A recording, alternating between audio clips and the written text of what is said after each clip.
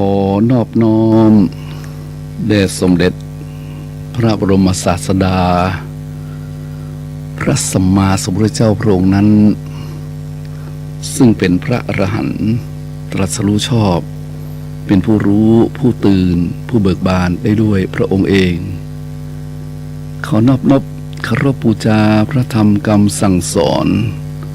ของพระบรมศาสดาพระสัมมาสัมพุทธเจ้าพระองค์นั้นโดยเสียงโดยเกล่าวขอไหว้สาพระสงฆ์องค์ข้าเจ้าพระเถรานุเถระ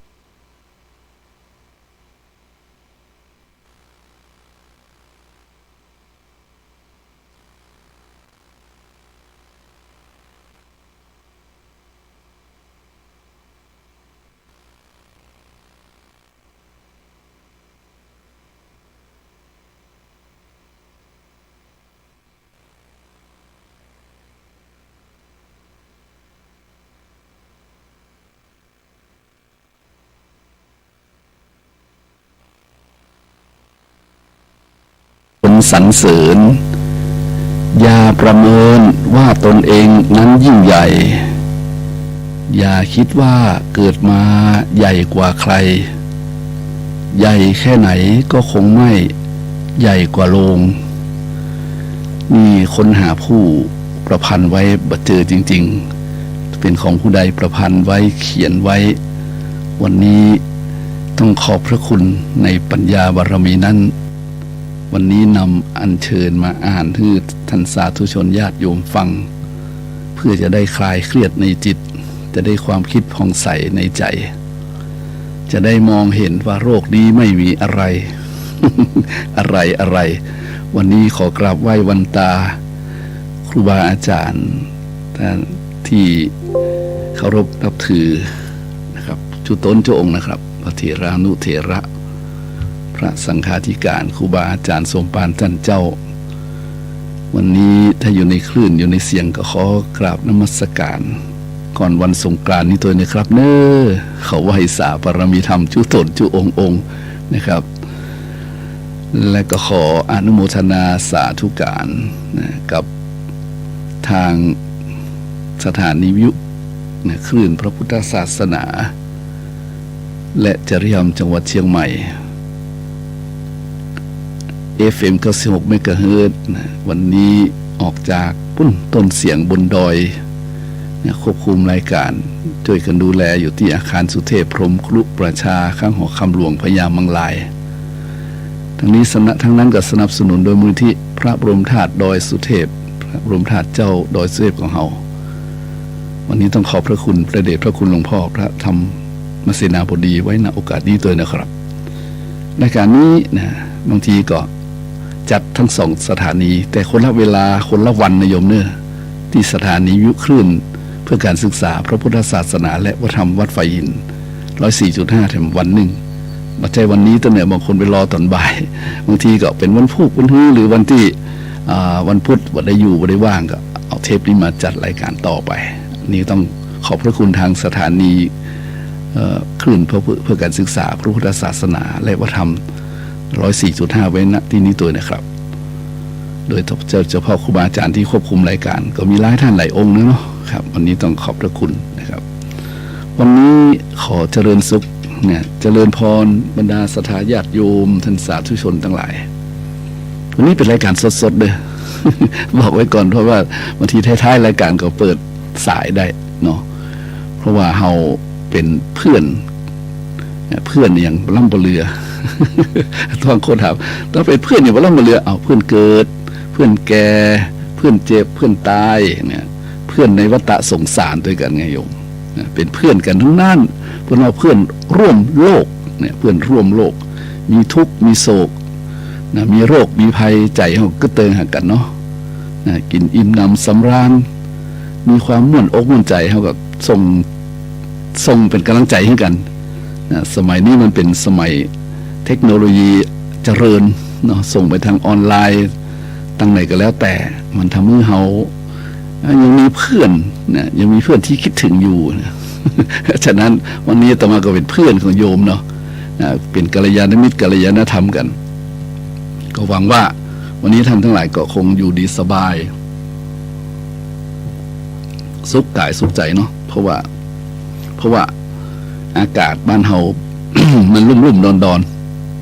ๆมันรุ่มๆดอนๆโยมบางทีก็มืดครึ้มฟ้ามุนสลัวบางทีก็ลมพัดเหมือนฝนจะตกบ่ตกสักกำป้าให้เฮาเนื้อฝนตก นะญาติโยมหลายกันดีใจกันเรียกว่าดีใจโอ้ยฝนตกมาโลการ่มเย็นศีลธรรมกลับมาโลกาเป็นสุขคิดเป็นปุ้นเลยแต่ฝนบ่ตกสักกำเป็นนั้นว่าวันนี้แห้ว ฝนบ่ตกก็แห้วฮ้อนแถมแล้วเนาะเพราะฉะนั้นก็ขอฝากญาติโยมเนี่ยเรื่องมันฮ้อนเรื่องมันเย็นมันเป็นธรรมชาติเป็นธรรมดาถ้าเข้าใจว่ามันเป็นธรรมดาได้มันม่วนนะโยมถ้าเข้าใจว่าเป็นธรรมชาติได้มันก็ม่วนอยู่ทั้งธรรมชาติธรรมดานี่มันใกล้เคียงกันมันฮ้อนก็เป็นธรรมดาเนี่ยมันหนาวก็เป็นธรรมดาฝนตกก็เป็นธรรมดาฝนบ่ตกก็เป็นธรรมดาเนี่ยทุกอย่างเป็นธรรมดาฮ้อนก็เป็นธรรมชาติหนาวก็เป็นธรรมชาติ มองธรรมดามองธรรมชาตินี่มันมีความสุขโยมเพราะฉะนั้นระวังกันแล้วกันนะฮ้อนมันเป็นธรรมดาจริงแต่เฮาวันนี้อาตมามีโยมมาทำบุญตานขันเข้ามาเจ้านี่อาจารย์บอกนี่หยังฮ้อนมาเดี๋ยวนี้มันฮ้อนแปลกๆผมตากแดดนี่มันแบบสบายเลยนะผมบ่ม่วนเลยแต่ตากแดด มันแดดแห้งๆแดดฮ้อนๆจริงตัวนะเพราะฉะนั้น ญาติโยมทั้งหลายที่อยู่ทางบ้านเนาะจะไปคิดว่าแดดเป็นธรรมดานะกันเดียว สมมติว่าใครกันเดียวว่าต่อมานี่พูดถึงเรื่องธรรมดาแดดเป็นธรรมชาตินะแต่แดดมันก็เป็นธรรมดานะถ้าฟ้ามันบอกปิดแต่มันฮ้อนผิดปกติฮ้อนผิดธรรมดาเนี่ยเราต้องมองเข้าไปมันฮ้อนผิดธรรมดานะโยมมันเดินเข้าไปแล้วมันอย่างเราอยู่ในบ้านในห้องเดินลัดแดดเนี่ยจามผิวโยมเนี่ยมันเป็นหวัดได้เพราะฉะนั้นก็ขอท่านทั้งหลายระวังสุขภาพเนี่ยเพราะสุขภาพนี้สำคัญในฤดูกาลนี้ต้องท่องไว้เสมอเนี่ยวันนี้วันที่10เลยนะใกล้จะปีใหม่เมืองเขาแล้วนะท่องไว้อโรคยาปรมาลาภาความบ่มีโรคเป็นลาภอันประเสริฐเพราะฉะนั้นอย่าให้เกิดโรคภัยไข้เจ็บก็ต้องระวังเรื่องอาหารอากาศอารมณ์อนามัยอะไรอย่างเงี้ยโยมออกกำลังอะไรนี่หรอมันต้องระวังไว้บางทีก็อาหารเอาระวังนะโยมมันแสลงง่ายท้องร่วงเฉยเลยบางทีนะน้ำอาหารต้องระวังนะอโรคยาปรมาลาภาความบ่มีโรคเป็นลาภอันประเสริฐเพราะฉะนั้นอย่าให้เกิดโรคภัยไข้เจ็บต้องระวังนะโยมต้องระวังอาหารน้ำดื่มก็สำคัญ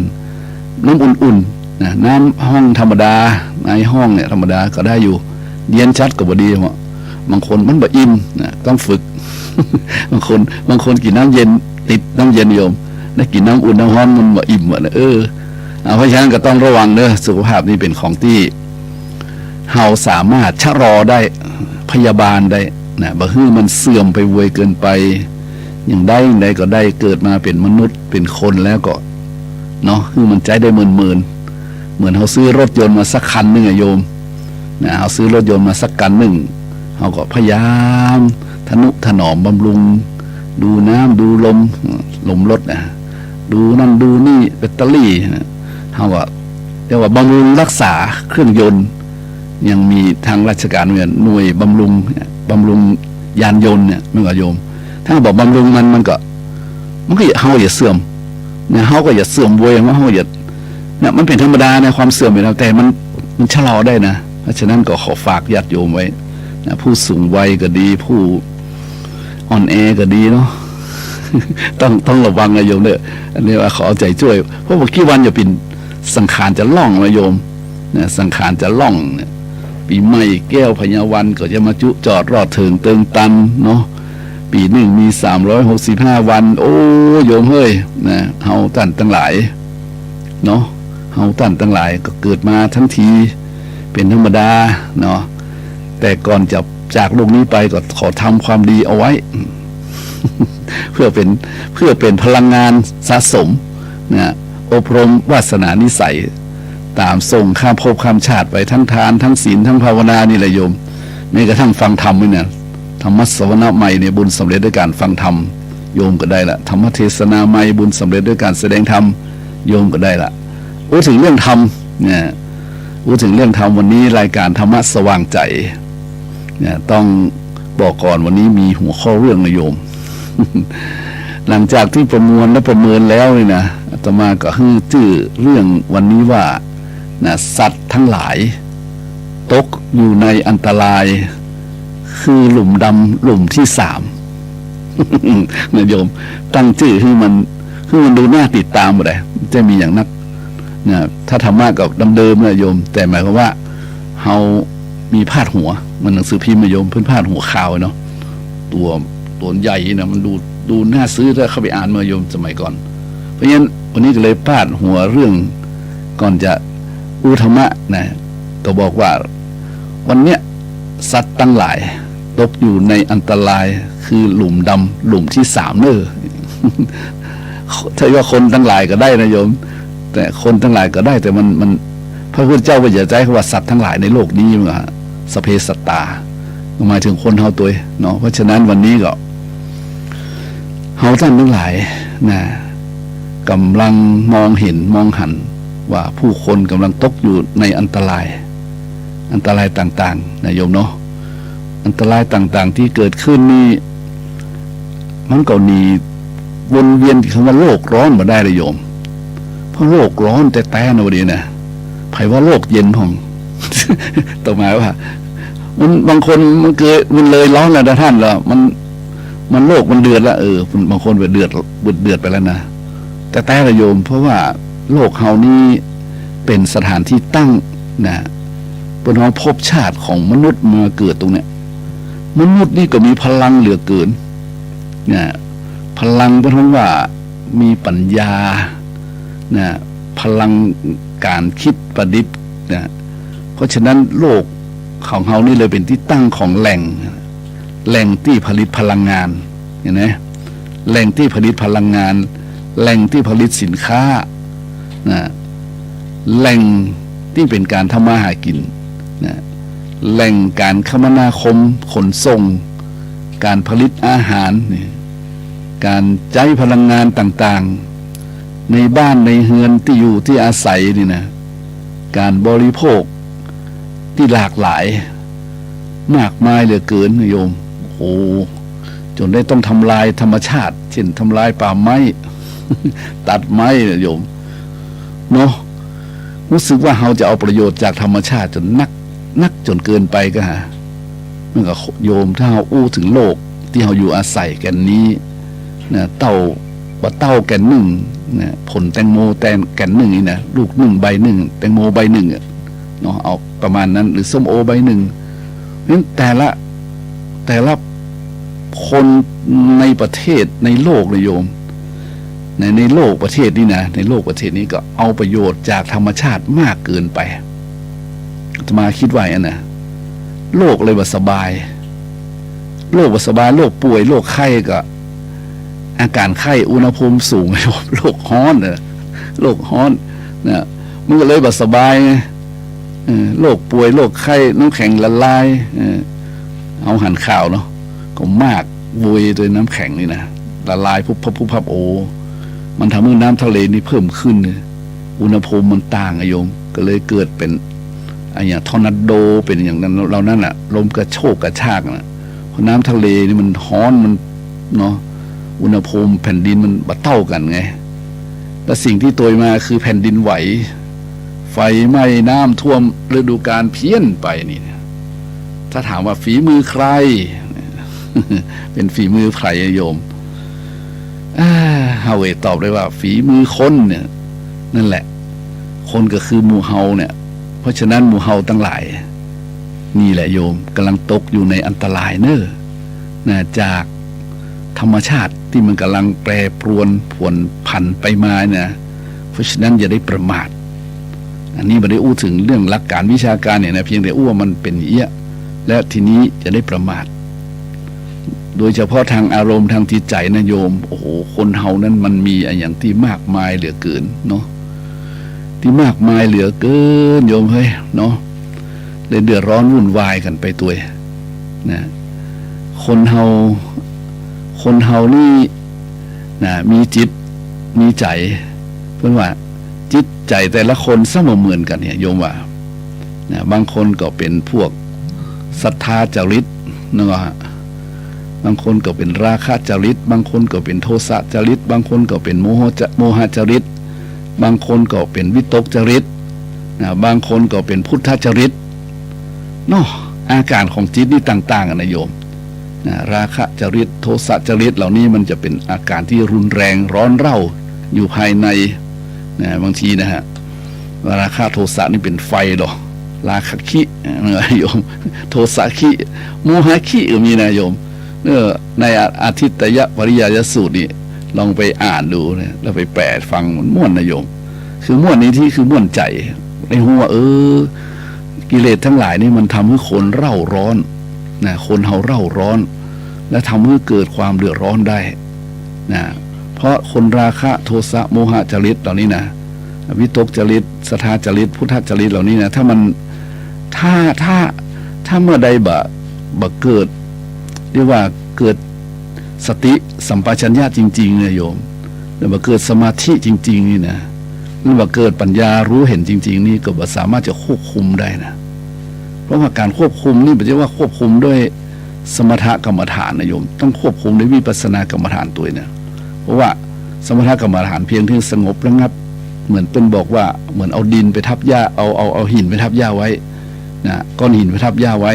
นะทับไว้15 วันดูด้วยหญ้ามันเฉาเพราะมันขาดทั้งหลายทั้งปวงขาดธาตุน้ำดินน้ำลมไฟนะมันผสมดุลเนี่ยพอเราเอาก้อนหินออกนะวางไว้ข้างๆเห็นสักอาทิตย์หนึ่งย่างก็งอกขึ้นมาใหม่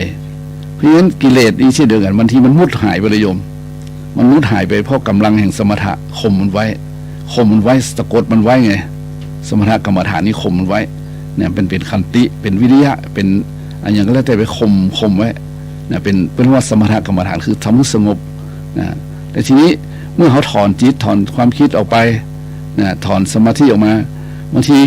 เหมือนง่างมันงอกมาได้เดียวเหมือนกิเลสมันงอกมาได้นะเพราะฉะนั้นเราต้องเจริญให้มันถึงปัญญาไง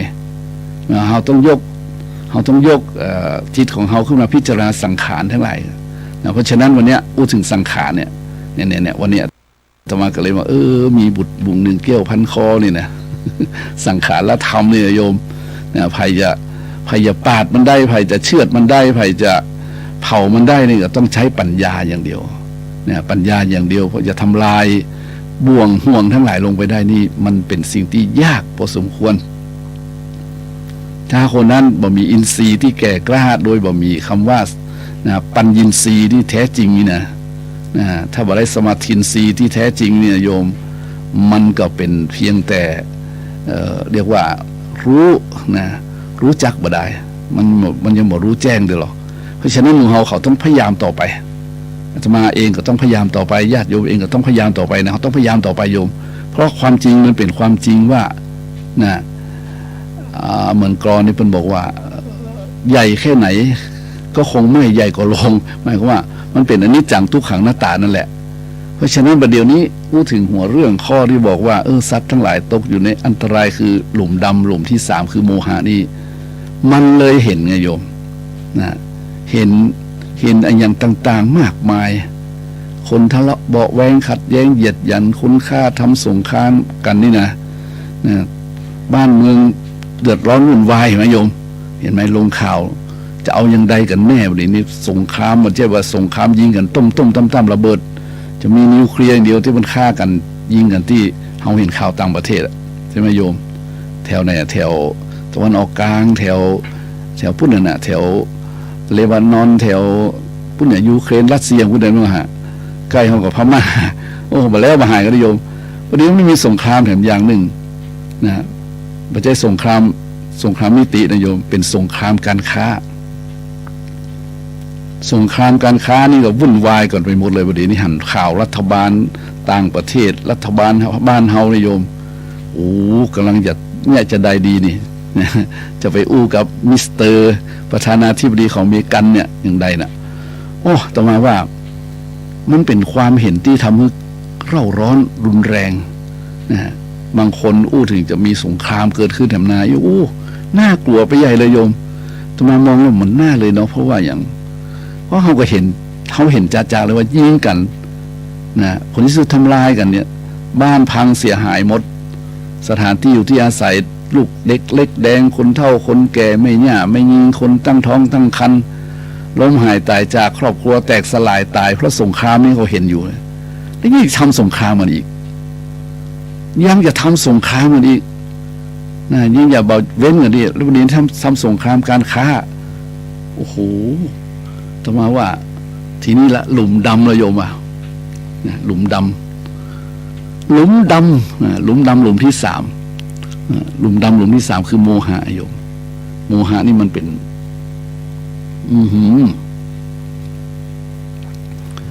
มันเป็นหลุมที่ลึกหโยมความจริงแล้วเพิ่นบอกว่าโลภะโทสะโมหะนะมันมีสามหลุมโยมหลุมที่หนึ่งโลภะความโลภหลุมที่สองความโกรธหลุมที่สามความหลงโลภโกรธหลงนะโลภโกรธหลงมันเป็นธรรมดาโยมเป็นธรรมชาตินะโลภโกรธหลงนี่เป็นธรรมดาเป็นธรรมชาติของปุถุชนทั้งหลายแต่ยังว่านะมันไปเกิดกับบุคคลที่มีเรียกว่าอำนาจตัดสินนะครับญาติโยมแหละมันก็เลยทำให้มันเป็นหลุมที่น่ากลัวมากหลุมโมหะนี่นะความโลภความโกรธความหลงนี่มาถือว่าเป็นเป็นหลุมที่คนกำลังไปติดอยู่ในหลุม ติดอยู่ในหลุมอ่ะเนี่ยมันติดอยู่ในหลุมนี่มันมันอะไรโยมมันน่าอินดูก่อน่าอินดูอ่ะน่าอินดูแต่ทีนี้มันเขาเห็นแล้วว่ามันแบบเขาท่าเนาะในฐานะที่เขาเป็นบุคคลที่อยู่ในทางพระพุทธศาสนาเขามีเรียกว่าเขามีสิ่งที่ดีๆมีธรรมะที่ดีๆมีอะไรอย่างที่ดีๆเนี่ยนะมันเป็นสิ่งที่เขาสามารถอวดชาวโลกได้นั่นก็คือคำสอนของพระบรมศาสดาพระสัมมาสัมพุทธเจ้านะโยมอาตมานี่นึกถึงพระพุทธเจ้านะถ้าเห็นอย่างเกิดขึ้นนึกถึงพระพุทธเจ้าเนาะเพราะนึกถึงพระเจ้ามันเป็นอย่างญาติโยมแหละมันเป็นความสบายใจนะเป็นความสบายใจของอาตมานะเพราะว่าพุทโธพุทธังนิยมเนี่ยมีคำว่าสัพพังพุทธวาติพุทโธนะแปลว่าพระเจ้าเนี่ยนะผู้ทรงรู้ทุกอย่างที่ควรรู้นะผู้ทรงรู้ญาธรรมทั้งปวงด้วยพระปัญญาที่ทรงสั่งสมอบรมมาแล้วเต็มเปี่ยมเป็นผู้ตรัสรู้สัจธรรมนะผู้ทรงยังสัตว์ให้รู้ตามผู้ทรงรู้ธรรมทุกอย่างเนี่ยสัพพัญญุตยายะพุทโธโยมนะผู้ทรงเห็นแจ้งธรรมทุกอย่างผู้ทรงรู้ยิ่งเนี่ยนะผู้ทรงพระนิพพานให้แจ้งเนี่ยผู้ทรงสิ้นอาสวะกิเลสผู้ทรงปราศจากอุปสรรคกิเลสโยมผู้ทรงปราศจากราคะโทสะโมหะโดยส่วนเดียวโยมผู้เจ้าอ่ะผู้ทรงสิ้นกิเลสแล้วโดยส่วนเดียวผู้ตรัสรู้พระอนุตตรสัมมาสัมพุทธญาณลำพังพระองค์เดียว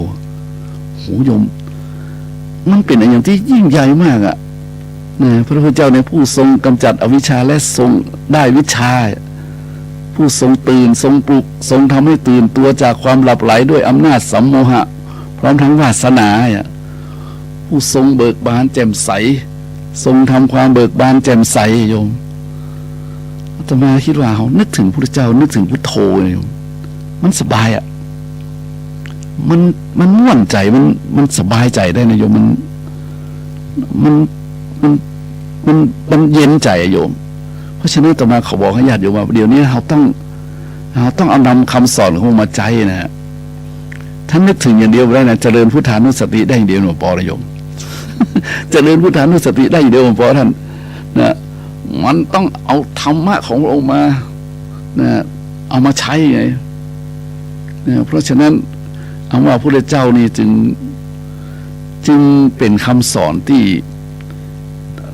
ตรงกับจริตจิตใจนะ โดยเฉพาะคำว่าพุทธจริตเนี่ยนะพุทธจริตคือจิตของผู้รู้ผู้ตื่นผู้เบิกบานนี่นะเท่าอู้แปะตามศัพท์นะพุทธจริตก็คือจิตที่นะเรียกว่าจิตที่มันตื่นอ่ะ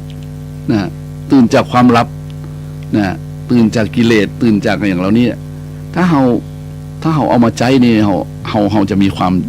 สุขสบายเย็นในท่ามกลางวะนะแดดร้อนนี่นะโยมตอนนี้โลกมันร้อนเนาะโลกมันร้อนเราต้องเอาธรรมะมาใจไงนะแต่บอกศีลธรรมกลับมาโลการ่มเย็นเนี่ยตะวันชอบคำนั้นเลยนะเพราะฉะนั้นมาบอกเฮาจะแย่จะได้เนี่ยเฮาจะแย่จะได้ก็ธรรมะนั้นมันมากมายใช่ไหมเนี่ยธรรมะมันมีมากมายเฮาจะเอาทำอะไรมาใจโอ้ทำอะไรมันมี 84,000 ธรรมขันธ์นะโยมนะมันมีมากมายอย่าลืมนะว่าพุทธธรรมนี่นะพุทธธรรมคำว่าพุทธธรรมนี่คือธรรมของพระพุทธเจ้านะธรรมของพระพุทธเจ้าพุทธธรรมคือธรรมของพระเจ้างั้นธรรมของพระเจ้านี่มากับพระพุทธเจ้าเลยนะพระพุทธเจ้าเป็นหูธรรมแล้วเป็นได้เป็นพุทธะเลยนี่เขาต้องมองละเอียดนะเป็นตรัสรู้แล้วเป็นตรัสรู้ธรรมนะอย่าลืมนะท่านเป็นตรัสรู้ธรรมเป็นได้ธรรมไงเป็นได้ธรรมเป็นเห็นธรรมเป็นเข้าใจธรรมนะเป็นรู้แจ้งธรรมเนี่ยนะโ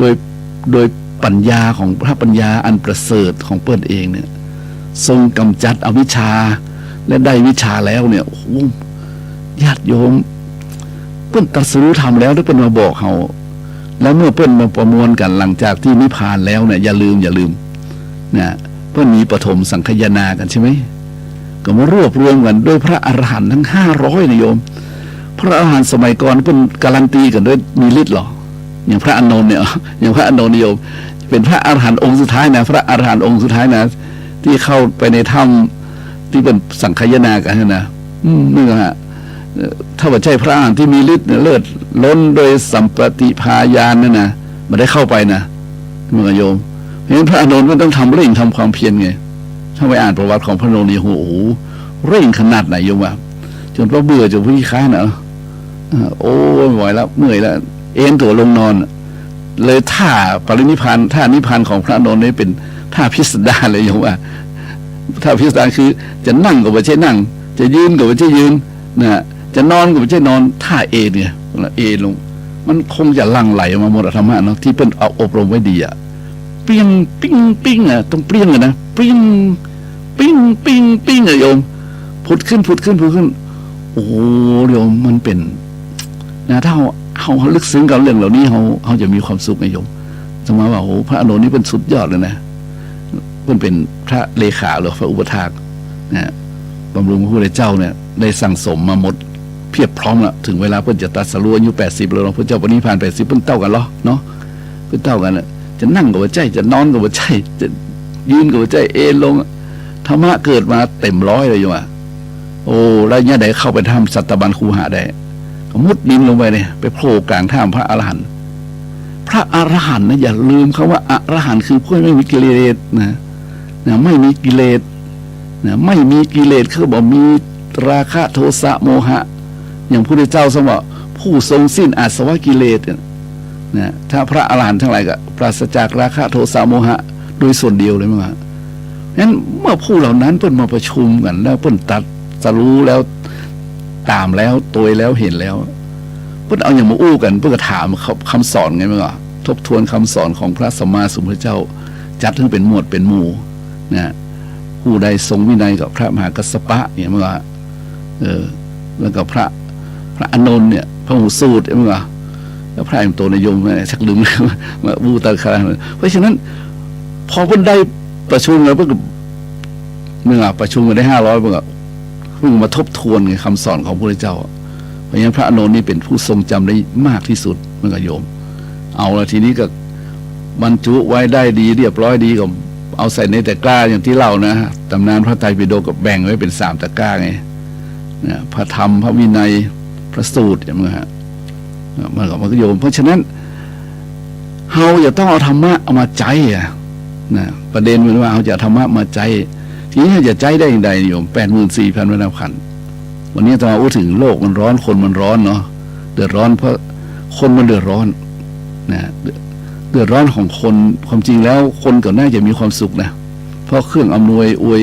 สุขมีเยอะแยะมากมายฮ้อนกับเปิดพัดลมเนี่ย ฮ้อนกับเปิดแอร์อย่างนี้ก็อยากกินน้ำเย็นก็ได้กินมาโยมแต่คนมันยังเดือดร้อนอยู่นะที่มันเดือดร้อนเพราะมันบอกธรรมะมาใจไงอันมาว่าอีเลยนะมันก็เลยเป็นว่าโลกก็ร้อนคนก็เอาเรียกว่าเอาเปรียบสาวได้สาวเอาอย่างเคยว่านะมือพยาวสาวได้สาวเอาบ่คิดถึงใจเขาใจเราบ่คิดถึงคนอื่นที่ยากจนด้อยโอกาสกว่าเนี่ยก็เลยกลายเป็นว่าคนมันเดือดร้อนเขายากมากแพงมีคำหนึ่งเป็นบอกพม่าเนี่ยความจริงแล้วมีทรัพย์ในดินสินในน้ำมากกว่าไทยกันวะนะสรุปคือพม่านี่รวยกว่าไทยแต่บัดนี้พม่ามาถึงจุดนี้ได้อย่างไรถ้ามองด้วยความเป็นธรรมเนาะอินดูคนชนพม่าอะเนาะเป็นเดือดร้อนกับรุ่นวายบ้านแตกสลายขาดแล้วอย่าคิดว่ามันบัดเดือดร้อนมันเฮาต้องเดือดร้อนสักวันละเพราะเพราะว่าแผ่นดินไหวแผ่นดินแตกแยกกัน น้ำท่าเดือดร้อนไฟฟ้าเดือดร้อนคนบ่สบายเป็นไข้เป็นเมื่อยบ้านเรือนเคียงกันมันต้องช่วยเหลือกันอยู่แล้วนี่อยู่ตรงพุ้นมันฮ้อนกันล่นขึ้นมาฟังให้มันเย็นมันโยมนะแล้วมันมาตามปัญหามันมาตัวมาไงประเด็นนี้มันเดือดร้อนจริงๆนะบ้านเฮาเนี่ยมันใกล้เรือนเคียงกันเนี่ยคือพม่าเพราะฉะนั้นคนก็เดือดร้อนเพราะฉะนั้นที่เดือดร้อนเนี่ยเราเห็นพม่าเนี่ยความเห็นมันแตกต่างกันนะความร้อนมันเลยเกิดขึ้นนะร้อนที่อยู่ที่อาศัยร้อนไข้ร้อนเมื่อยร้อนสัพเพเหระทั้งหมดทั้งมวลนี้สรุปแล้วมันโลกร้อนแล้วก็ความเมื่อคนเดือดร้อนคนเดือดร้อนนี่ไม่ใช่มาจากโลกร้อนอย่างเดียวนะมันมาจากความเห็นต่างความเห็นต่างนี่แหละญาติโยมไรจึงเกิดการทะเลาะเบาะแว้งทำสงครามเข็นฆ่าราวีชิงดีชิงเด่นอย่างกันนะเข็นฆ่ากันไปมาบ้านแตกสลายขาดผัวเมียลูกเมียแตกแยกกันโอ้บาปทั้งนั้นนะโยมคนที่ทำแบบนั้นให้คนอื่นทำเมื่อคนเป็นแบบนั้นบาปทั้งนั้นแล้วคนมีกรรมอ่ะมันก็เลยโดนบาปกรรมบาปกรรม บาปกรรมเพราะฉะนั้นเราเยอะใดดีเนี่ยจะมาบอกว่าศีลธรรมกลับมาเนี่ยศีลธรรมข้อไหนวันนี้ก็เลยขออัญเชิญธรรมะที่เป็นพุทธภาษิตเนาะพุทธภาษิตมาเตือนจิตเตือนใจนะเตือนจิตเตือนใจนักบริหารนักจัดการนักอย่างแล้วแต่ที่อยู่ในอำนาจวาสนาเป็นหัวหน้าคนเนี่ยทั้งในประเทศต่างประเทศโอ้โหโยมดูคิดดูดิประเด็นนี้สงครามมันจะเกิดขึ้นจริงหรือเนี่ยนะยักษ์ใหญ่กำลังจะสู้รบกันนะเป็นว่าจ้างโจรจ้างยาแพรกมันแหลกลานนะเพราะฉะนั้นเราเห็นความเห็นที่มันแตกต่างอันนี้ก็อยากที่เอาธรรมะมาใจวันนี้ขอเตือน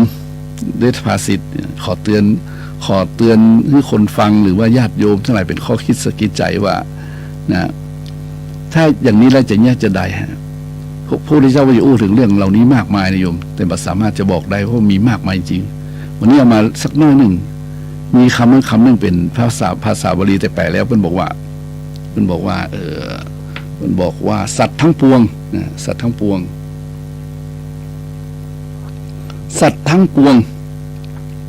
หวาดต่ออาญาล้วนกลัวต่อความตายควรทำตนให้เป็นอุปมาแล้วไม่ฆ่าเขาเองไม่พึงให้ผู้อื่นฆ่าเป็นวงเล็บผู้อื่นอันนี้พระเจ้าจะมายกความคิดถึงมานะพระเจ้าเดียวน่าคิดนะเพิ่นบอกว่าเป็นพุทธภาษิตก็มีบาลีกำกับว่าสัพเพตสันติทันทัสสะสัพเพพายันติมัจจุโนอัตตานังอุปมังกตวานาไนยะนาคาตะเยสัตว์ทั้งหลายทั้งปวงแหละสัตว์ทั้งปวงเนี่ยสัพเพสัตตาสัตว์ทั้งปวงหวาดต่ออาญาล้วนกลัวต่อความตายควรทำตนให้เป็นอุปมาแล้วไม่ฆ่าเขาเองไม่พึงให้ผู้อื่นฆ่าเนาะเห็นคนอื่นฆ่ากันมันสบายใจ เพราะฉะนั้นพุทธภาษิตบทนี้สอนอะไรอย่างสอนว่าใจเขาใจเรานั่นเองเอาใจเปิ้นมาใส่ใจเฮาเนอร์เปิ้นก็ฮักตัวกลัวตาย มึงเหรอเปิ้นก็ฮักสุขเกลียดทุกข์ฉันใดเฮาเองก็รักตัวกลัวตายฮักสุขเกลียดทุกข์เช่นเดียวกันเนี่ยควรทำตนให้เป็นอุปมาเมื่อเข้าใจเขาเข้าใจเราแล้วเนี่ยบ้านเปิ้นพินาศลองคิดดูถ้าบ้านเฮาพินาศลูกเมียเฮาแตกแยกลองคิดดูลูกเมียเปิ้นแตกแยกลองคิดดูเนี่ยญาติโยมมันจะทำให้สะท้อนสถานจิตมันจะทำให้จิตนั้นอ่อนโยนลงเมื่อจิตคนมันอ่อนโยนลงแล้วเป็นไงโยมว่านี่แหละเมตตาหวยตัวมากรุณามุทิตาอุเบกขาหวยตัวมาไงเพราะฉะนั้นจงนำธรรมะที่ทำให้เกิดความเย็นมาเกินพรหมวิหารได้เลยโยมนะที่ว่าอีกอย่างเมตตากรุณามุทิตาอุเบกขาเนี่ยคือเอามารีบใช้หรือเอาใจเขามาใส่ใจเราเอาใจเราไปใส่ใจเขานะควรทำตนให้เป็นอุปมานะและอย่าไปคิดทำร้ายคนอื่นอย่างเดียวเราเห็นแล้วอาตมาก็เห็นข่าวโยมเห็นข่าวแล้วสบายนะมาสบายเลยโยมเพราะฉะนั้นเนี่ยจะได้อย่างเดียวเท่านั้นโลกาจะร่มเย็นทุกคนต้องมีเมตตากายกรรมเมตตาวจีกรรมเมตตามโนกรรมเนี่ยเมตตากายกรรมคือจะทำอย่างก็ทำด้วยเมตตานิยมเมตตากายกรรมเมตตาวจีกรรมนะจะอู้อย่างก็อู้ด้วยเมตตาเนาะนะเมตตากรุณาอย่าทำร้ายกันเลยนะสงสารเอ็นดูกันเตอะก็ยกมุทิตามีมโนกรรมนะเมตตากายกรรมเมตตาวจีกรรมเมตตามโนกรรมก็ต้องมีความคิดนะคิดบ่พยาบาทคิดบ่จองร้ายจองเวรบ่เข็นฆ่าบ่อาฆาตพยาบาทไผ่เนี่ยคิดได้นี่โยมถ้าคิดได้อีดีคนนั้นจะเย็นก่อนเพื่อนคนมีพรหมวิหารนี่จะเย็นนะโยมบอกเปิดแอร์ก่อนเย็นอ่ะมันเย็นที่ไหนโยมถ้าเปิดแอร์มันเย็นไหนโยมเย็นกายถ้าเปิดพรหมวิหารนำมาใช้มันเย็นที่ไหนมันเย็นใจถ้ามันเปิดพรหมวิหารมาใช้นะคือหมายว่าคือใจมีพรหมวิหารคือเปิดใจเนี่ยเอาพรหมวิหารมาใช้เนี่ยมันจะโลกจะเย็นตัวเข้าจะเย็นก่อนนะเพราะว่าเมตตานี่มันเย็นนะโยมเพราะฉะนั้นประเด็นนี้โลกกำลังเดือดร้อนคนกำลังเดือดร้อนดูพม่าเดือดร้อนบ่เดือดร้อนจะว่าความเห็นต่างกันคนที่ตายก็ตายไปคนที่เจ็บก็เจ็บไปคนที่บ้านบ่มีอยู่ก็นอนกลางถนนยังมีเสียงปืนยิงกันแถมปัดโทตมาว่าอย่างมาสาหัสแต่บาปกรรมมันนี่ไผ่ทำไว้กับโม่คนที่มาเกิดมาห่วมเนี่ยอัตว่ามีกรรมส่วนผูกพันกันหมดนะเพราะฉะนั้นอย่าไปถือว่าเป็นเล่นๆนั่นแหละโอ้มันใกล้ตัวเหมือนกันนะโยมนะเพราะฉะนั้นเฮาหลีกเลี่ยงแบบป้นเนี่ยเฮาหลีกเลี่ยงกรรมที่เฮาท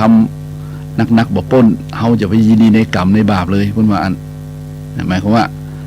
เฮาจะสามารถจะเลี่ยงได้เนาะเป็นทหารนี่เนาะเป็นตำรวจเนี่ยต้องยิงคนต้องฆ่าคนที่เป็นคนร้ายเนาะแต่ทีนี้มันก็แยกเนาะตามหน้าที่ก็แยกไปแต่ทีนี้เฮามาดูว่าถ้าเฮามีเมตตากรุณามุทิตาอุเบกขาแล้วเนี่ยญาติโยมหลายแล้วมันมีธรรมเนี่ยนะตะกี้เอามาอู้ถึงว่าพุทธภาษิตบทนี้นะว่าคือทำอย่างนี้แต่มันมีแห่งภาษิตแห่งบทนึงโยมนะเพิ่นบอกว่าไหนเพิ่นบอกว่าปาปัญเจปุริโสกะยิรานะนังกะยิราปุณะปุนังนะตัมหิฉันทังกะยิราทะทุกโขปาปัสสะอุจโยโยมแปลว่าอย่างแปลว่าถ้าคนพึงทำบาปก็ไม่ควรทำบาปนั้นบ่อยๆไม่ควรทำความพอใจในบาปนั้น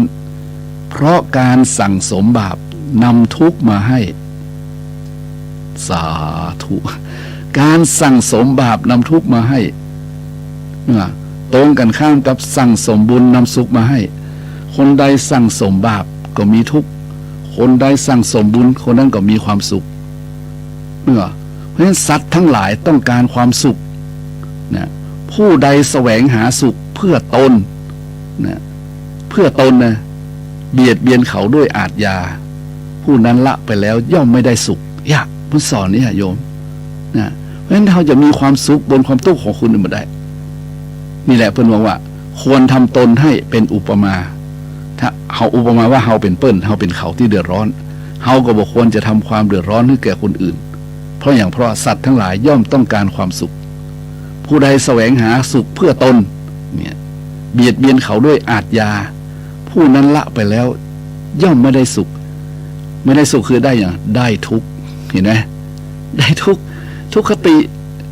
เป็นอันหวังได้เลยเพราะฉะนั้นเนี่ยแหละญาติโยมเพราะฉะนั้นเฮาจะเนี่ยจะได้เนี่ยเฮาจะต้องเป็นคนที่เว้นบาปหาบุญนั่นเองแต่มาบอกว่าเว้นบาปหาบุญนะอันใดเป็นบาปเว้นอันใดเป็นบุญล้นสู้นี่นะโยมต้องเอาชัดๆอีกเลยนะโยมเพราะว่าเรื่องนี้มันเป็นเรื่องที่จะต้องปฏิบัติณบัดนี้ไงเพราะเราไม่รู้ว่าราตรีพรุ่งนี้จะมาถึงแก่เราหรือไม่ไม่หรอหมายความว่าเฮาหูวันนี้แต่เฮาหูวันพรุ่งนี้เพราะพรุ่งนี้วันนี้ไหนมันมีอยู่นั่นแหละแต่เราจะถึงวันพรุ่งนี้หรือไม่อันนี้อู้ถึงธรรมะที่เป็นของผู้ทรงหรือผู้เจริญมรณสตินะผู้เจริญมรณสติอยู่เสมอนี้จะมองเห็นว่าชีวิตเรามีแต่วันนี้ ชีวิตเราถึงมีแต่วันนี้โยมไม่ก็ถ้าคนใดเจริญมรณสตินะชีวิตวันนี้มันมีอยู่มันเห็นอยู่ไงแต่พรุ่งนี้มันไม่เห็นไงเพราะเมื่อไม่เห็นจะทำไงเนี่ยเมื่อไม่เห็นจะทำไงก็ต้องเว้นบาปหาบุญไงอันใดเป็นบาปเว้นเย็นสบายแน่เพราะบาปเป็นของร้อนใช่ไหมบาปเป็นของร้อนท่านเว้นบาปและหาบุญเป็นของเย็นเนี่ยบุญเป็นของเย็นแล้วถ้าหาบสิ่งของที่มันเย็นเนี่ยไผ่ไปขว้างทิ้งเลยโยมเขาต้องโอบกอดเย็นไว้เขาต้องเอาอกเอาใจเย็นไว้เขาต้องอยู่ใกล้เย็นไว้ถ้าเป็นบาปเป็นไรมันฮ้อนไม่เอา บาปมันฮ้อนไม่เอาเพราะฉะนั้นเลยญาติโยมเราจะต้องทำอย่างเนี่ยเราจะต้องพยายามประกอบจิตของเราให้เต็มไปด้วยนะจิตที่เรียกว่าเต็มไปด้วยเมตตานะแต่มาบอกเลยว่าเมตตากายกรรมเมตตาวจีกรรมเมตตามโนกรรมนี่นะถ้าไผ่เจริญอยู่บ่อยๆโยมนะจนชาชินยินดีอยู่กับมันได้นะแต่มาว่าคนนั้นนี่คนอื่นเพิ่งเดือดร้อนจริงเย็นได้สบายอยู่และถ้ามองเห็นจริงๆนะโยมตอนนี้ผู้คนทั้งหลายในโลกนี้นะเดือดร้อนมากมายเนาะทั้งทุกสิ่งทุกอย่างนะไม่ใช่ว่าอย่างเดียวคือแผ่นดินไหวไฟไหม้อย่างเดียวโยมน้ำท่วมไม่ใช่โยมเนี่ยภัยที่มันเกิดจากคนนี่แหละนะคนที่มีกิเลสตัณหาราคะโทสะโมหะมากมายนะคนนี้กำลังตกอยู่ในหลุมดำหลุมที่3 ต่อมาว่าหลุมดำหลุมที่3คือโมหะโยมถ้าโมหะจะขึ้นจากโมหะได้นี่นะมันต้องใช้ทั้งพลังจิตและพลังปัญญาเนี่ยโยมทั้งสมถกรรมฐานทั้งวิปัสสนากรรมฐานควบคู่กันไปนะโยมมันต้องเป็นอันนะเพราะสมถกรรมฐานนี้คือกรรมฐานที่ทำจิตให้สงบระงับมันก็เมื่อสงบจิตสงบจิตมีพลังนะจิตมีสมาธินะอย่าลืมนะนี่ขั้นต้นเลยนะถ้าจิตมันสงบเนี่ยเป็นจิตที่มีสมาธิตั้งมั่นนะเมื่อสมาธิตั้งมั่นแล้วเป็นอะไรขึ้นมาเนี่ยโยมมันถ้ามันตั้งมั่นแล้วสมาธิตั้งมั่นแล้วยกธรรมะขึ้นมาบทใดบทหนึ่งพิจารณามันก็จะเห็นธรรมได้ง่ายอย่างแต่ก่อนนี้พระเจ้าเป็นฟังพระเทศธรรมเนาะเป็นแสดงพระธรรมเนี่ยนะคนใดมีสมาธิตั้งมั่นเนี่ยหูฟังตั้งใจฟังคนนั้นบรรลุธรรมนะไม่ใช่ว่าฟังแล้วบรรลุนะเป็นตรองตรึกไปเลยหรอว่าตรองตรึกธรรมตรองธรรมโยนิโสมนสิการนั่นแหละนะฟังไปตรองไปเลยจริงไหมจริงเนี่ยพระเจ้าว่าจริงเนี่ยอย่างว่าเดี๋ยวเป็นกรได้ว่ามันม้วนเอาคำกรม้วนหรอมีบุตรบวงหนึ่งเกี่ยวพันคอซับผูกบาทาครอหน่วงไว้ภรยาเยี่ยงอย่างปอรึงรัดมือนา3 ห่วงใครพ้นได้จึงพ้นสงสารของโลกนิตินี่โยมแล้วคิดไปตัวแต่ก่อนแต่จริงไหมนี่จริงมีบุตรมีทรัพย์มีภรยาเป็นธรรมดาของโลกแต่ถ้ามองแบบสายตาของพระเจ้าเนี่ยสายตาของพระเจ้าในพระเนตรของพระเจ้าเนี่ยหรือพระอรหันต์ทั้งหลายเนี่ย เพิ่นบอกว่ามันเป็นบ่วงมันเป็นห่วง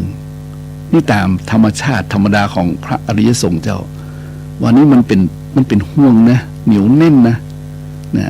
ถ้าไผ่พ้นห่วงนี้ได้หลุมดำนี้ได้คนนั้นจะพ้นจากการเวียนว่ายตายเกิดสงสารถ้าคนปุถุชนฟังธรรมเงี่ยหูฟังแต่เนาะที่ตึงวันเขาเป็นทุกข์เพราะอย่างนี่นะทุกข์เพราะอย่างโยมถามโยมว่าเขาเป็นทุกข์เพราะอย่างตึงวันเนี่ยท่านทั้งหลายมีสามีมีภรรยามีบุตรธิดามีทรัพย์สมบัติเนี่ยทุกข์เพราะอย่างไรเป็นอย่างไรโยมทุกข์เพราะเป็นห่วงลูกห่วงหลานห่วงทรัพย์สมบัติสลิงคารนี่ก็โยมห่วงหมดมันเป็นห่วงเท่าไหร่ตัดห่วงนี้ได้เห็นไหมถ้าไผ่ตัดห่วงนี้ได้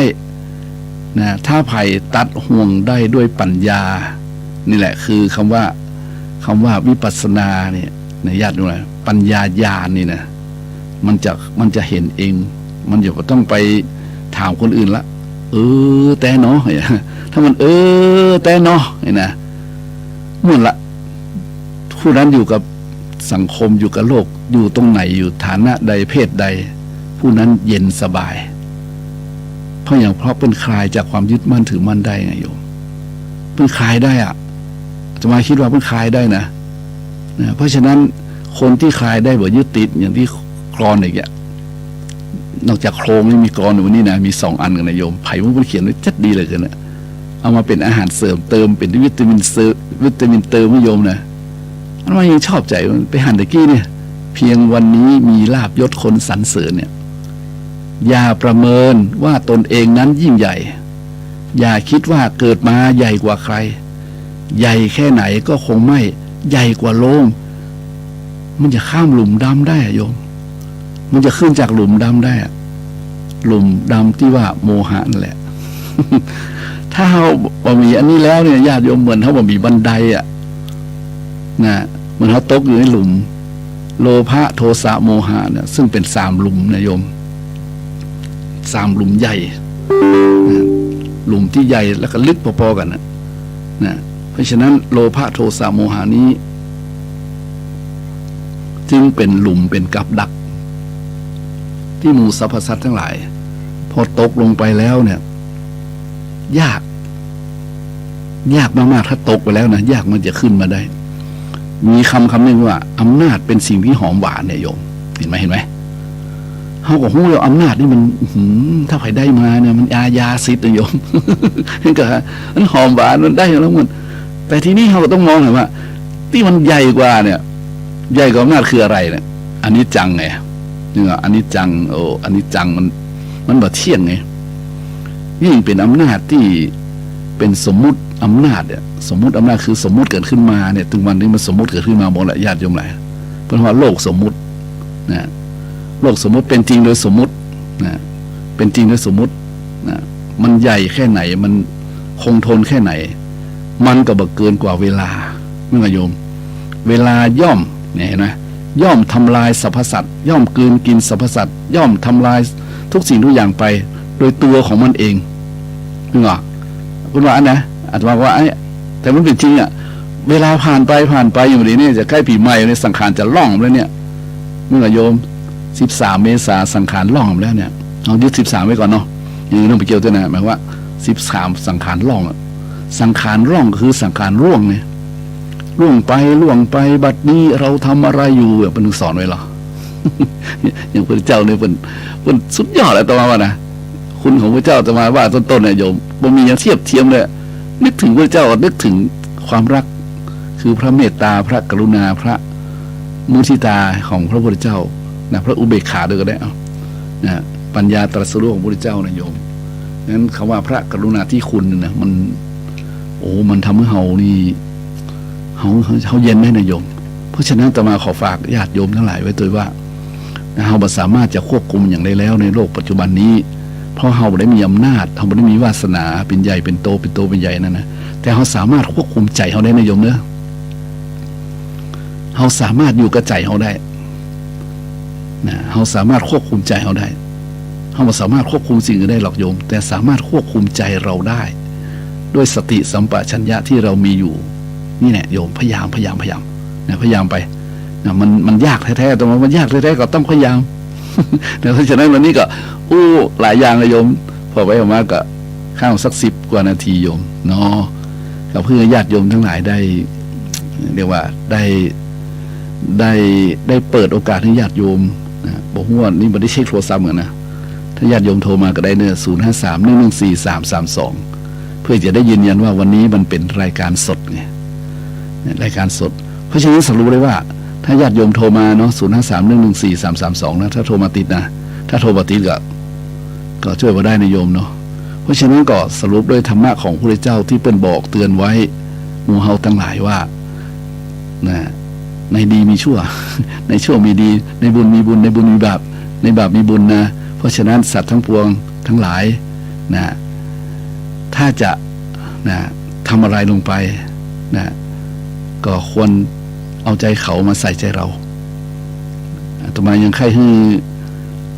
ธรรมะเนี่ยใจเขาไปใส่ใจเราเนี่ยไปถึงพุทธประธานาธิบดีท่านทรัมป์นะ ตอนนี้โลกเดือดร้อนนะท่านประธานาธิบดีทรัมป์ตอนนี้โลกเดือดร้อนนะท่านขึ้นภาษีนะโอ้วุ่นวายกันหมดนะเวนะท่านอย่าเอาคนเดียวได้ยังไงนะท่านแบ่งกันดิ แต่โยมเนาะนี่แหละเอาใจเขามาใส่ใจเราอย่างนั้นก็หวังว่าท่านทั้งหลายคงจะได้อานิสงส์จากการฟังธรรมเทศนาในวันนี้นะธรรมะในวันนี้เป็นธรรมะที่ค่อนข้างที่จะตรงไปตรงมาเนาะญาติโยมหลายเพราะฉะนั้นอย่าไปโกรธโทษธรรมะนะไปโกรธโทษยาขม ขมเป็นคายบางทีขมต้องเป็นยาเนี่ยหวานเป็นอมขมเป็นยาขมเป็นคายนะหวานเป็นลมขมเป็นคายคนด้วยเลยหับสายได้เลยโยมโทรศัพท์ดังเด้อเจริญพรโยมนมัสการเจ้าค่ะท่านพระครูเจริญพรโยมว่าไงวันนี้ธรรมะสุดๆไปเลยเจ้าค่ะเหรอได้ข้อคิดจากตรงไหนข้อคิดก็คืออันดับแรกคือโยมนึกถึงพระพุทธเจ้านั่งใต้ร่มโพธิ์ตรัสรู้แล้วก็7 สัปดาห์ที่ท่านระลึกถึงพระคุณของต้นโพธิ์นึกถึงอะไรท่านก็รู้คุณของพระธรรมที่ท่านได้รับมาเจ้าค่ะแล้วหลังจากนั้นท่านนำมาเผยแผ่ให้หมู่เฮาจนปัจจุบันนี้นึกทีไรก็นึกถึงพระคุณพระมหากรุณาธิคุณนะพระอาจารย์ถ้าไม่มีพระองค์ท่านเป็นแหล่งกำเนิดไม่รู้จะงมเข็มในมหาสมุทรยังไงกันก็บอกโอ้เจ้าจะมาใช่ว่าพระพุทธองค์นี้เป็นแหล่งกำเนิดของไฟฟ้าทำให้โลกสว่างสวัยนะเจ้าค่ะใช่ฮะนอกจากโลกมนุษย์ก็ยังมีเทวโลกพรหมโลกก็ใช่ต้องพิสูจน์เองเจ้าค่ะอย่างพระอาจารย์นะค่ะพระอาจารย์บอกว่าพยายามต้องอย่างนั้นฮะต้องพยายามคนให้เจอว่าพระธรรมมันจะช่วยชีวิตเรายังไงในการใช้ชีวิตถ้าวางลงตรงได้อย่างพระอาจารย์สอนตัดอุปาทานปยึดปฏิห่วงทั้งหลายเข้าอะไรนะเลี้ยงหมาเลี้ยงแมวเลี้ยงต้นไม้เหี่ยวโอ้เอ็นดูดอกไม้ร่วงโอ้ต้องตัดอุปทานไปเยอะๆเจ้าค่ะขอบพระคุณมากเลยวันนี้เต็มที่เจ้าค่ะเจริญพรสาธุอนุโมทามิเปลี่ยนโอกาสให้โยมคนอื่นโทรมาบ้างเด้อเนอวันนี้ตมาก็พูดไป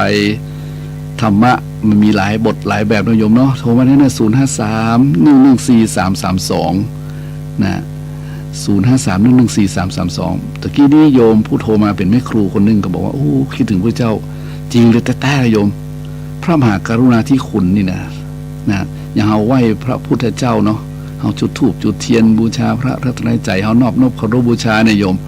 คุณของพระพุทธเจ้ามีนะปัญญาที่คุณมหากรุณาที่คุณบริสุทธิ์ที่คุณนี่นะเอาก็เอาอย่างขึ้นก่อนเลยนะธรรมะจังบางทีก็มหากรุณาที่คุณขึ้นถ้าบ่มีพระมหากรุณาที่คุณนี้บอกออกจากวังนะท่านนะเพราะว่าอย่างในวังของพระเจ้าสุโธทนะเนี่ยเป็นวัง3 ฤดูที่สร้างให้สุโธขึ้นสิทธัตถะมันตกหลุมไปแล้วนะโยมเนี่ยถ้าเราถึงตกหลุมมันนะพระพุทธเจ้าพระเจ้าสุโธทนะนี่เป็นคือพราหมณ์มาทำนายจำได้อะทำนายลักษณะของสิทธัตถกุมารอนาคตจะเป็นอะไรเนี่ยบอกว่าทางเดียวเท่านั้นเนี่ยที่ท่านโกณฑยะทำนายต้องออกบวชแล้วเป็นบรมศาสดาของศาสดาเอกของโลกเนี่ยแล้วทีนี้จะเอาอย่างมายึดไว้ก็เอากามกิเลสนั่นแหละนะก็เอารูปเสียงกลิ่นรสโผฏฐัพพะเนี่ย ก็เลยแปลงปราสาทไว้3 หลังไงออกได้ในกรุณาธิคุณเห็นไหมรับสายเด้อเจริญพรโยมดูนะพระอาจารย์เจ้าโอ้วันนี้เจอไม่ฟังอยู่นะเจ้าไม่อุ้ยฟังอยู่แล้วเป็นไงพ่องวันนี้โอ้ม่วนแท้ม่วนว่าเข้าใจดีเจ้าสาธุสิ่งทุกอย่างที่แบบเข้าใจกันเข้าใจวันนี้โอ้โหขนาดนั้นเลยเหรอโอ้ดีมากของที่คว่ำนะสาธุโอ้บาอาจเอื้อมอาตมาเป็นผู้ดำเนินเตียวตัวห่างไกลพุทธเจ้าอยู่พุทธเจ้านั้นเป็นของไงพึ่งสาธุโอ้เอ็กซ์ก็มีใครแนะนำผมไม่ได้หูจะได้อ๋อใช่ต้องคุณแม่นะเจ้าสาธุเจริญพรด้วยไหมเนอะธรรมสการเจ้าโทรมาได้อีกโยม053-114-332เพื่อเป็นการยืนยันว่ารายการสดนะโยมคุณแม่ว่าโยมโทรมาเบื่อหง่ายของที่คว่ำคำว่าหง่ายของที่คว่ำนะภาชนะที่คว่ำแล้วหง่ายขึ้นนี้ขอสุมาโยมปัญใจกับพระพุทธเจ้านะพระพุทธเจ้านี้เป็นผู้ตรัสรู้เองนะตรัสรู้ชอบได้พระองค์เองแล้วเมื่อพระองค์มาประกาศอนิจจังทุกขังอนัตตาซึ่งมีอยู่แล้วในโลกเนี่ยเพิ่นว่าเหมือนของที่คว่ำแล้วพระองค์มาทรงหง่ายของหง่ายภาชนะที่คว่ำนี่คือพระพุทธเจ้าแต่อย่างต่อมานี้ปะท้อตัวนี้อยู่ดีโยมนะรุ่นท้ายสุดท้าย 2,600 ละโยม 2,568 ละโยมเนี่ยเพราะฉะนั้นก็เอาธรรมะที่วงสอนไว้นั้นมาขยายเนี่ยเอามาบอกมากล่าวอย่างผู้องค์บอกไว้ทีเนาะถ้าคนพึงทำบาปเนี่ยก็ไม่ควรทำบาปนั้นบ่อยๆเห็นไหมไม่ควรทำความพอใจในบาปนั้นเพราะการสั่งสมบาปนำทุกข์มาให้สัตว์ทั้งหลายย่อมต้องการความสุขผู้ใดแสวงหาสุขเพื่อตนเบียดเบียนเขาด้วยอาทยาผู้นั้นละไปแล้วย่อมไม่ได้สุขก็ได้ทุกข์เพราะฉะนั้นนี่คือพระพุทธเจ้าโยมธรรมะพระพุทธเจ้าเพราะฉะนั้นตรงว่าในยุคนี้สมัยนี้มันร้อนกันทั้งหมดทั้งปวงนะยิ่งตอนนี้สงครามการค้าของเปื้อนเนี่ยเราดูข่าวโยมดูข่าวคุณทำดาวโลกเดือดร้อนนี่ก็โยมสีขึ้นวุ่นวายมันเคยเห็นมันเคยได้ยิน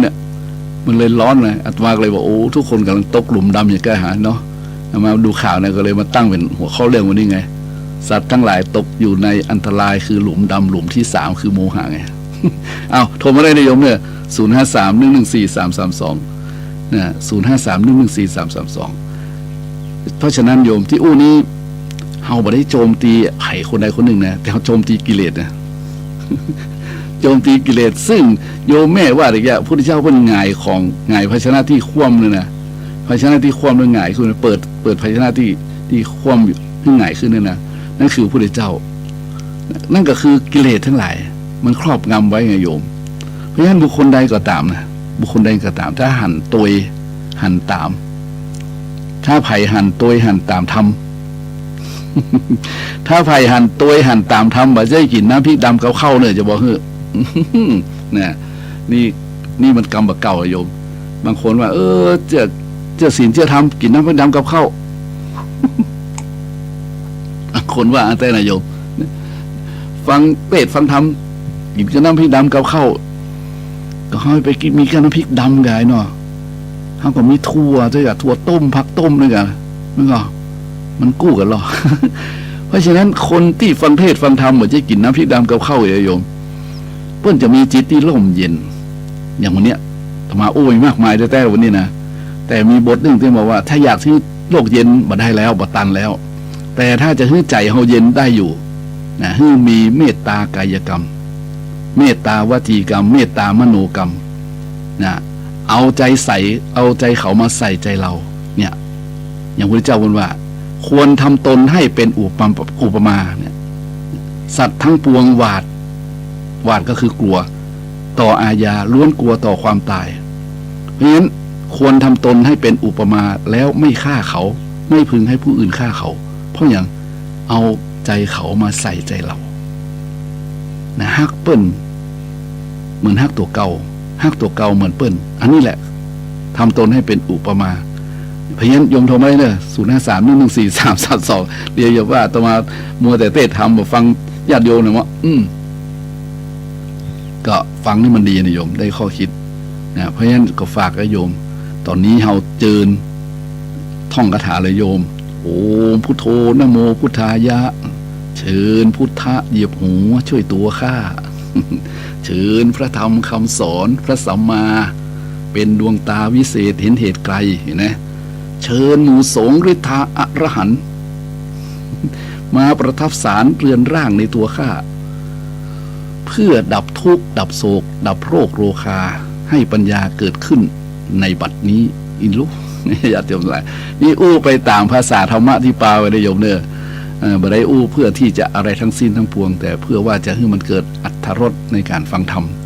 พอได้ฟังธรรมฟังไปฟังมาขึ้นไปขึ้นมาเนาะอย่าเหมาะ